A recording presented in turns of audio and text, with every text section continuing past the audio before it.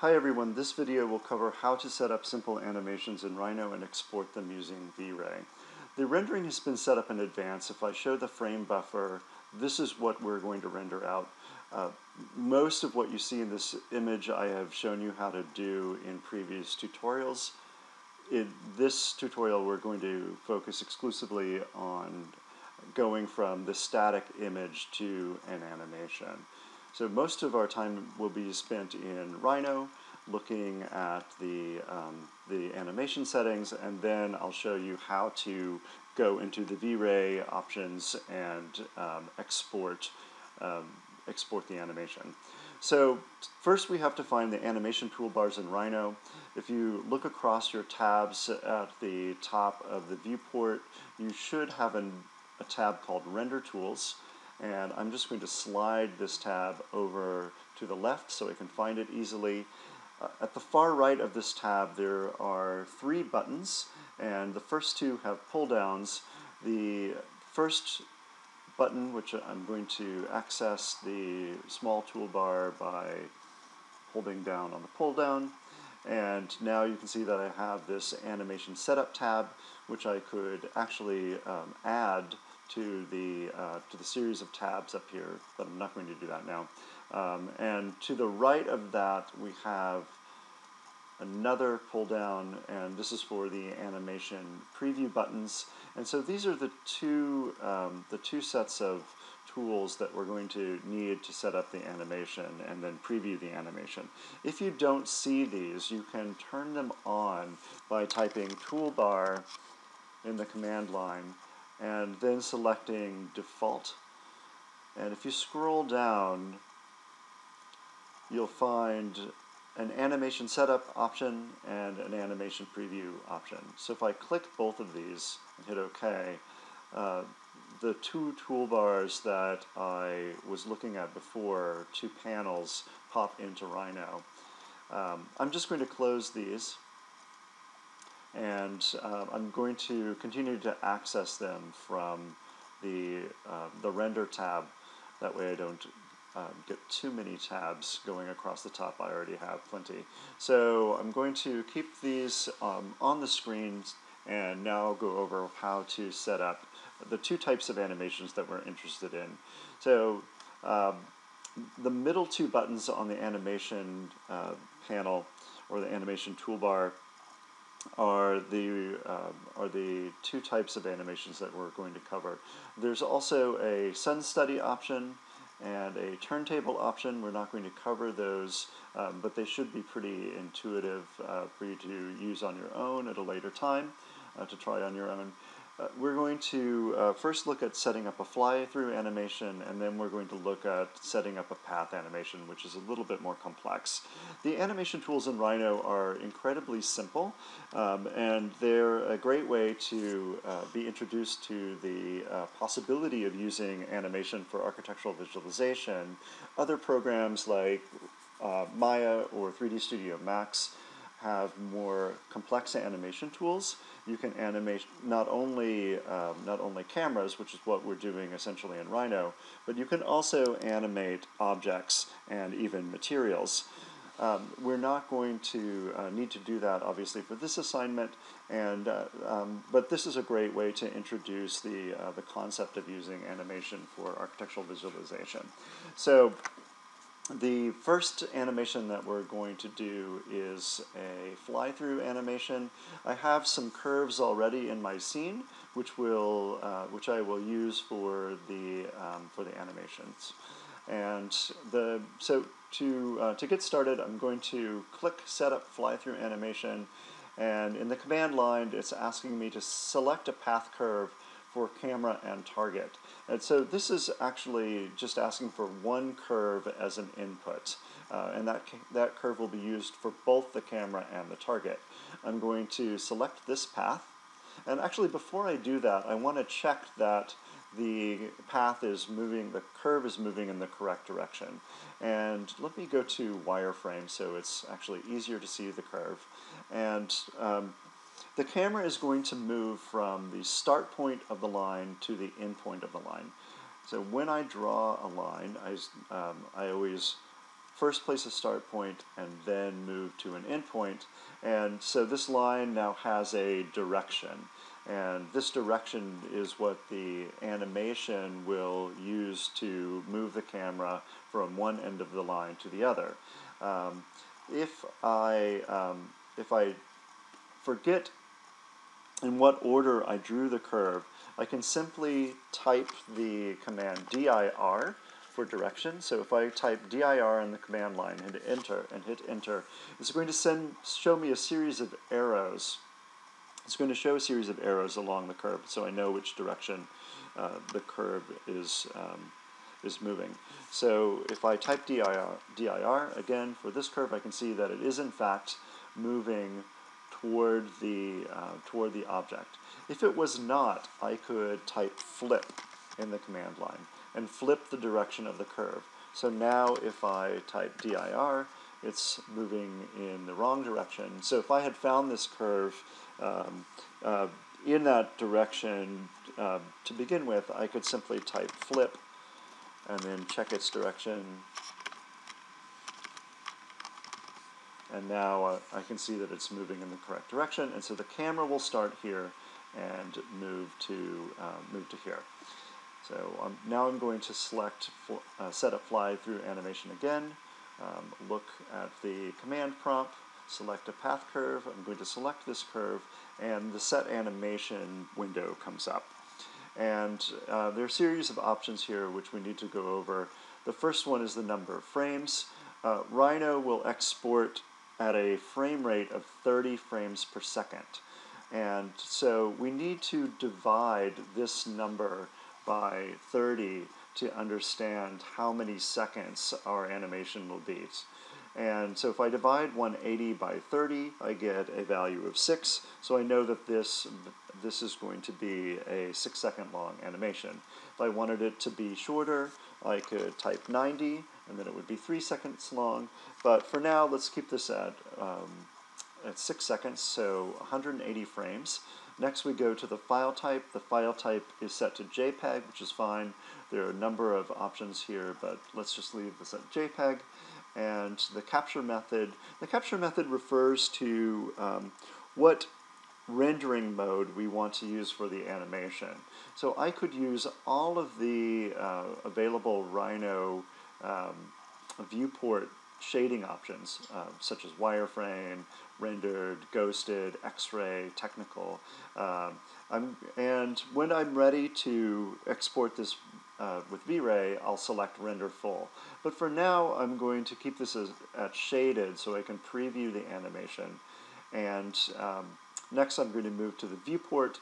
The viewport is set to perspective, which makes sense to me. And then the animation name is animation. And this is really more for exporting the animation. You can't save multiple animations in Rhino that I know of. So unlike views, I do not believe you can save a series of animations and go back to them and select them. You can only have one animation working at a time. However, you could use different animation names so that when you write out the animation, you don't overwrite frames from a previous animation that you want to keep.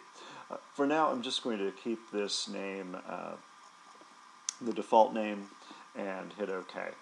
So we're going to have a 6-second animation that will use the shaded mode in the perspective camera view.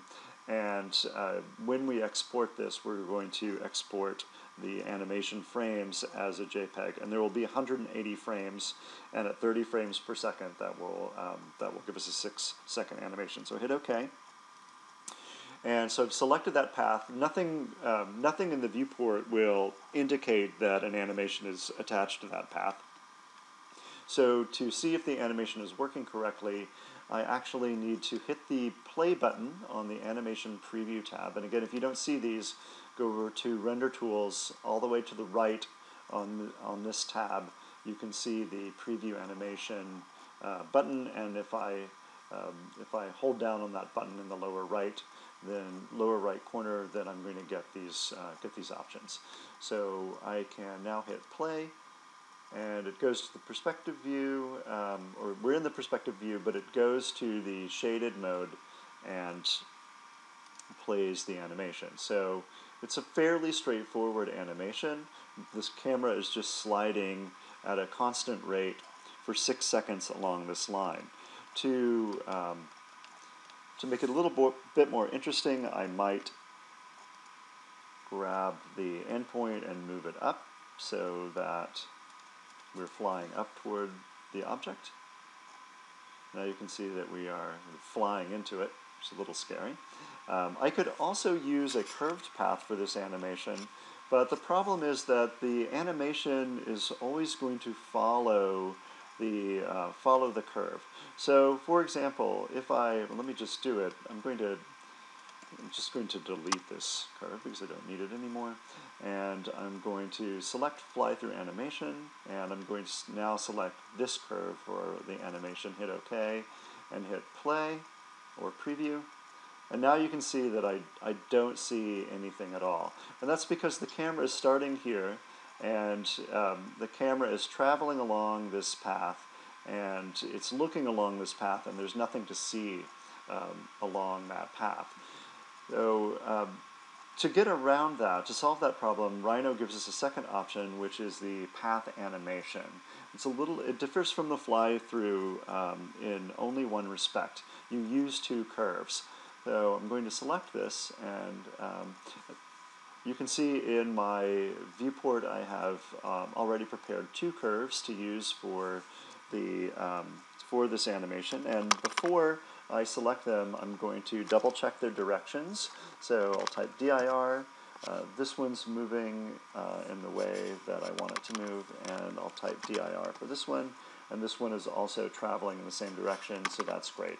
So now I can go back to the Setup Path Animation button, click it, and it's prompting me to select a camera path curve or point, and which is to say that for the path, for the target point, you could use a point, so you could swing the camera along this line and have the look-at point fixed to a specific position with a point. I'm going to use this path, so I'm going to first select the camera path and then the target path. And I will keep I'll keep all of these variables the same, or values the same, hit OK. And now I'm going to preview the animation. So I'm swinging around this object, and that looks pretty okay. It's if I want to go more slowly through the animation, I can use the other buttons here. If the one just to the right of the playhead button is the preview first frame command. If I click that, it's going to take me to the first frame of the animation, and I can find another button. It's the penultimate button here, and this is the preview next frame button. And if I click this, then I can just scrub slowly through the animation. And what's great about this is that I can actually see the target path in the excuse me, in the animation. So if I select this and hit F10, which turns the points on, let's say I want to lower my view, I could just bring this down, hit escape, turn the points off, and if I click preview next frame, you can see the effect that has had on the animation. So as I click along, if I thought I was looking too high or too low, I could simply grab the target path and hit F10, grab a point related to that path, and move it up or down, and then see in real time, well, not exactly real time, but see using this the playback commands what effect that has. So I can really calibrate the animation that way. And of course you could, if you want to go back to the overall perspective, you can always zoom back out and look at it. You could always edit these paths looking at them in from an overhead position. But once you're in the animation, let's say I'm also looking from an overhead position and I want to go to a specific frame. So the animation is 6 seconds long. If I wanted to go to the middle of the animation, I could choose the number button here, and this is the free preview frame button. Click this. I could go in the command line. It's prompting me to select a frame number. So if I wanted to go to the middle of the animation, I would type 90, hit enter, and now I'm in the middle of the animation. And so, and then I could continue previewing. So I could keep zooming out and then zooming back into the animation to calibrate it. Okay, so let me play through this one more time. This seems to be fine. And so I'm going to just close these buttons these toolbars for now, and look at the last button on in the Render Tools tab next to the Preview Animation command. And this is a command for recording the animation. And so I'm going to I'm going to click this command and look at the command line, press enter to start recording. And this is important. You want to make sure you understand the target folder for your animation. This is where I went wrong doing a demonstration of setting up animations in one of our labs. I was in fact exporting the animation, but I wasn't looking in the right folder. So by default, it's here set to my documents folder, and it's going to make a folder called animation. And run animation simply is asking, do I want to play the animation back in my web browser once it finishes? And I'm going to keep this set to no, and just hit now enter to record the animation. So you see the animation playing in the viewport, and it's playing a bit more slowly because it's writing out all of the JPEGs. It's writing out a JPEG for each frame. And so now I want to go to the folder where it said it was going to save the animation, and it did in fact save it. Now there's this strange first frame which I don't really want. I'm going to delete that. Actually, before I do that, let me just delete it. And if I open up Windows Photo Viewer, just by clicking on the next image button, I can slowly move through this. But Rhino actually exports this nice little HTML file.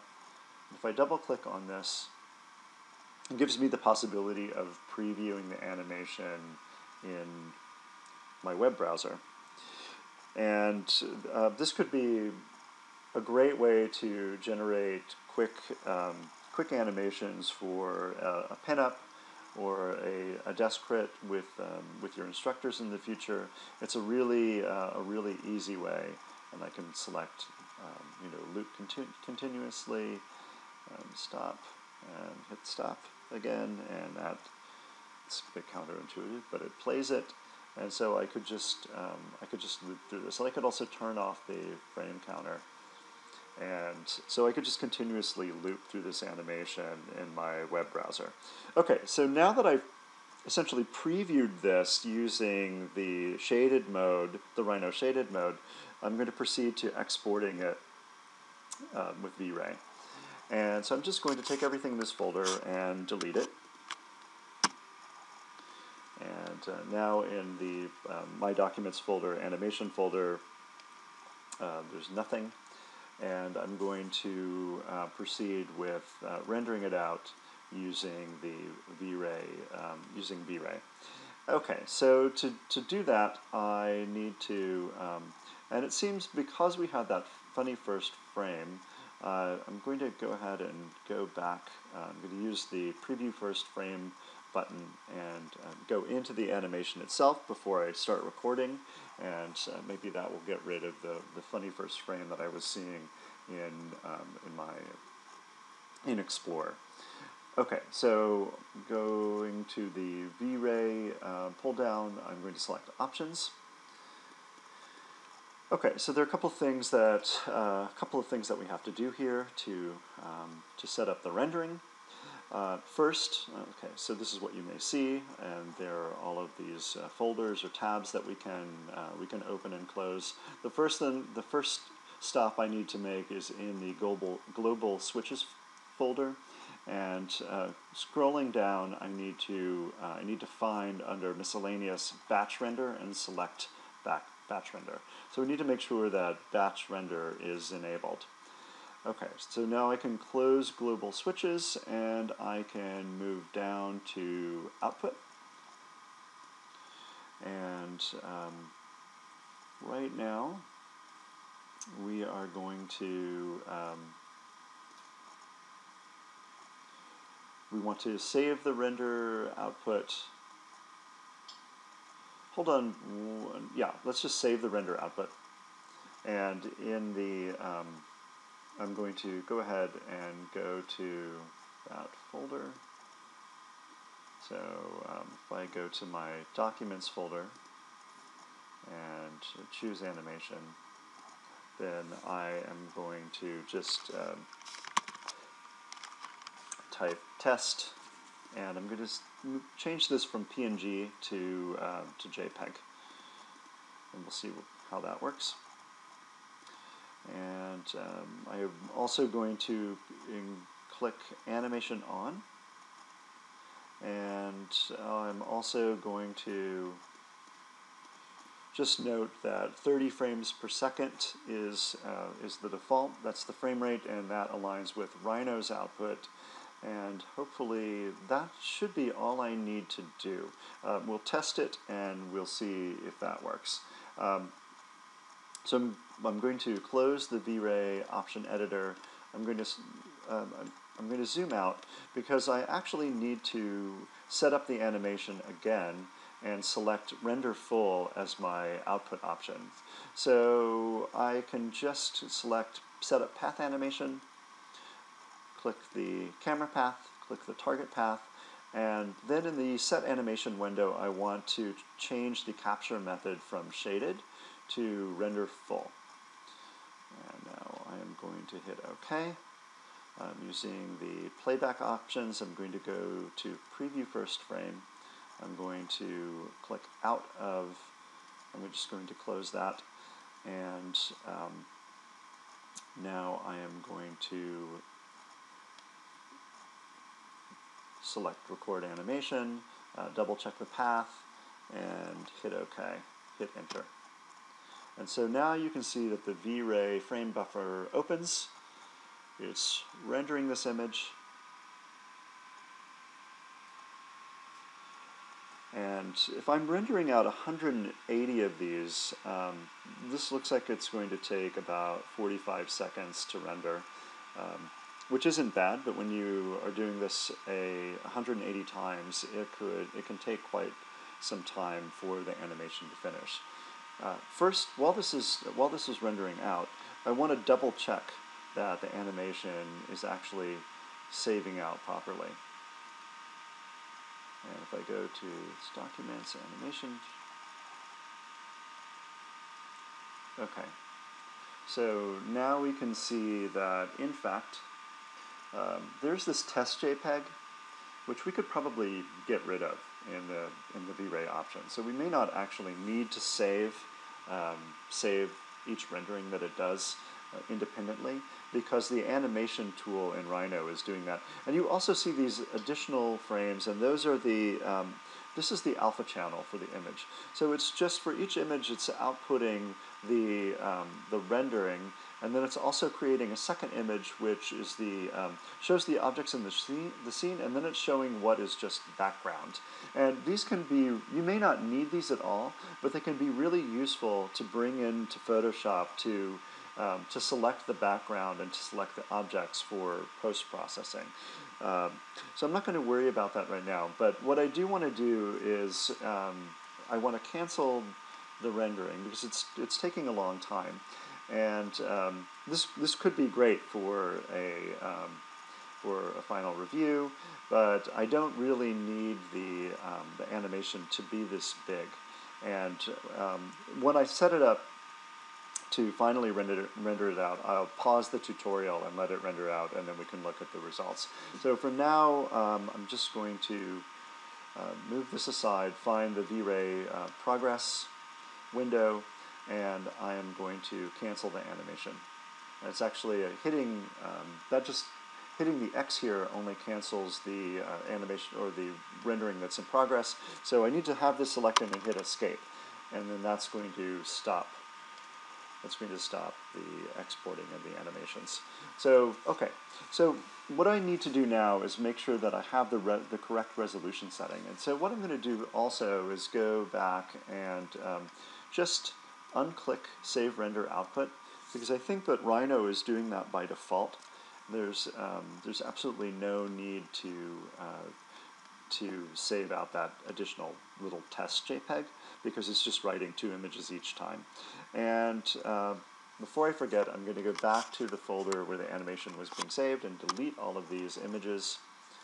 And then I'm going to, in the render properties setup, set up the custom width and height for this image.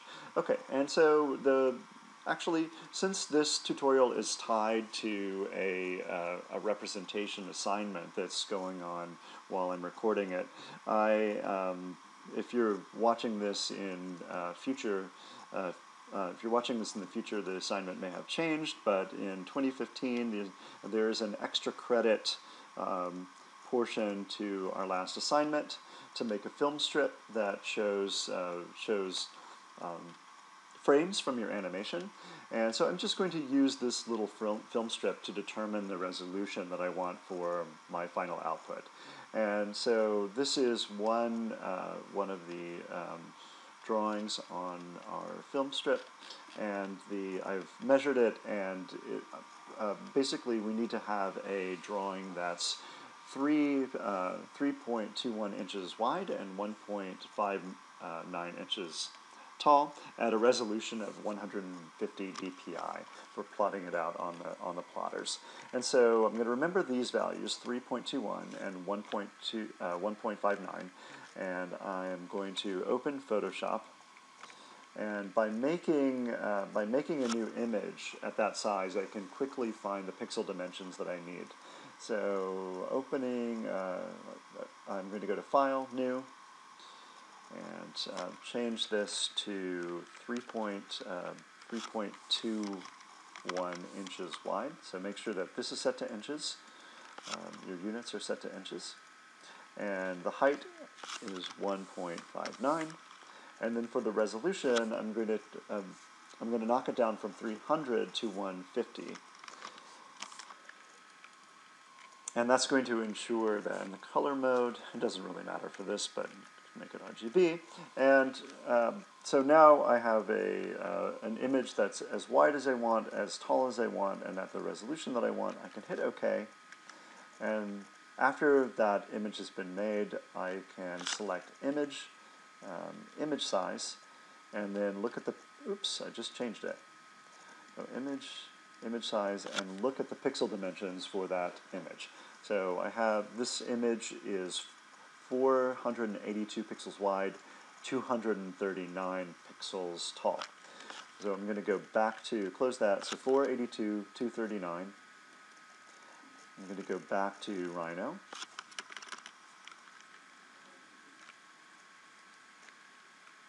And select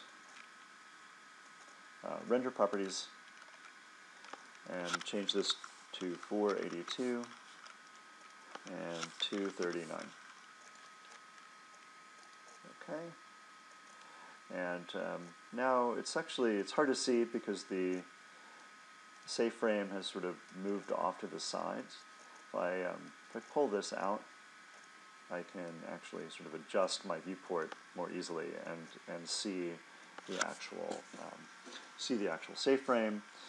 When you see these arrows, it means that the frame is not fitting in the view, and you would actually have to sort of move over to see the safe frame. So we're not going to worry about that. Seems like it's difficult. Okay, so if I move this way down, and so the way I might want to do that, to see the safe frame, I could pull the command line down and sort of pull it up and down until it's nearly the size that I want. But I'm pretty confident that this is going to look okay. In fact, to be absolutely confident, I can just preview the animation. And in order to really be confident, I just need to pull a new perspective window off and look down here and now play it. Actually, this is just a separate viewport now. That's not working. So to really be confident, I have to pull this down so that I see the safe frame included in the viewport entirely and preview the animation. Okay, and that looks fine. So now I'm going to export this using VRay. Everything should be set up, and I am going to go back to the record animation command, hit that, make sure that the folder, I know where it's going, and now hit enter. And I can see now that the VRay frame buffer is showing a much smaller image, and they're also rendering much more quickly.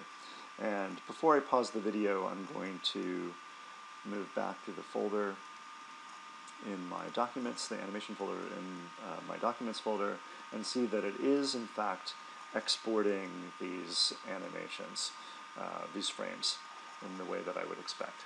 So at this point I'm going to pause the animation, and then we'll look at it after the rendering is completed. Okay, so the images have all saved. It took about 20 minutes for the 180 frames of the animation to be created. And if I go to the animation folder in my documents folder, you can see that I have 360 image files, one for each rendering, and an additional alpha channel file. Rhino, as we saw with the animation preview, makes a nice HTML file which we can click and preview. We can use this to preview the animation. I'm going to click off the frame counter and loop it continuously, and you can see that this is great. It's actually nice that it's moving slower. This seems to be going at half speed, and it must be that the HTML playback is just it's compiling it in real time, and so it's going a bit more slowly than the 30 frames per second that we outlined in our animation. But this definitely gets the message across, and it's actually nice that it's a little slower. We could, and I've set this to loop continuously. I'm going to stop this and close the web browser. We can also compile these images in another program. You can use Premiere. Actually, in Photoshop, you can import an image sequence. That's all out of the scope of this tutorial. However, I am going to quickly compile, show how you can compile these using QuickTime Pro. So if I just quickly open QuickTime Pro, which I happen to have a licensed copy of, you might be able to do this with QuickTime Player, but it may only be a feature that's available using QuickTime Pro, and probably saving this as a standalone video file. I'm pretty sure you could only do this with QuickTime Pro, but again, you can do this with Photoshop or Premiere Elements, something that both programs that the school has, and that's just unfortunately it's a little more complicated to do that, and it's out of the scope of this tutorial. But in QuickTime Pro, I'm going to go to File, Open Image Sequence. In concept, it's the same, and I'm going to choose the rendering sequence and not the alpha channel sequence. And then I'm going to, because each frame is labeled sequentially, so we go from frame 0 to frame 1 to frame 3, 4, 2, 3, 4, and so on. It can open this sequence, and we just need to double check that the frame rate in QuickTime is set to 30 frames per second. And we can click Open. And it's just going to take it a moment to import that sequence. And so we pull that up. And now you can see that this is playing at the speed in which it was recorded, so 6 frames. In QuickTime, we could also choose to loop this video continuously. And so this is going to continue to loop. We could loop it back and forth. The other thing, we pause this. We could also now save this using QuickTime Pro as a standalone MOV file. So I'm not going to do that, but the concept is the same whether you're using Premiere, Elements, or Photoshop, or another video editing program. You import the sequence, and then those programs would, of course, give you the option of making a title slide or making the video or pause on the first frame, or linger on the first frame for a few seconds, or fade in, and the same with the last frame, or fade in and fade out. So there's quite a bit that you could do. The last little tip I'll just show you is if we want to throw all of these alpha files into alpha channel files into a new folder, I can quickly just go in Explorer to the search box and type asterisk alpha, and it's going to select all of the alpha files in this folder. I'm going to drop down and just do a Control X and clear out of the search, make a new folder, and I'll call that folder alphas. Double click in that folder and paste, and that's going to move all of the alpha channels. So now I have just a series of images here that I can scroll through. And this could be useful if you wanted to use Photoshop as a way of, and maybe so I don't overwrite this animation, if I did another one, I could make a new folder and call it animation _1, select everything that in here, and make this animation or alpha 1. And then if I wanted to use a Photoshop action to adjust these images, all of these images in a particular way, let's say I want to adjust the levels, I could in fact bring in one of these images, adjust the levels, record that action with a Photoshop action, and save that action, and then run it in the animation folder. So it would then perform that as sort of a recorded macro on all of the image files. Again, that's out of the scope of this tutorial, but obviously Adobe editing programs like After Effects would allow you to do those sorts of editing effects without on the fly in the editing program. But it is possible to do simple edits in Photoshop using actions. So here again is our animation playing out, and that concludes the tutorial. Thanks for watching.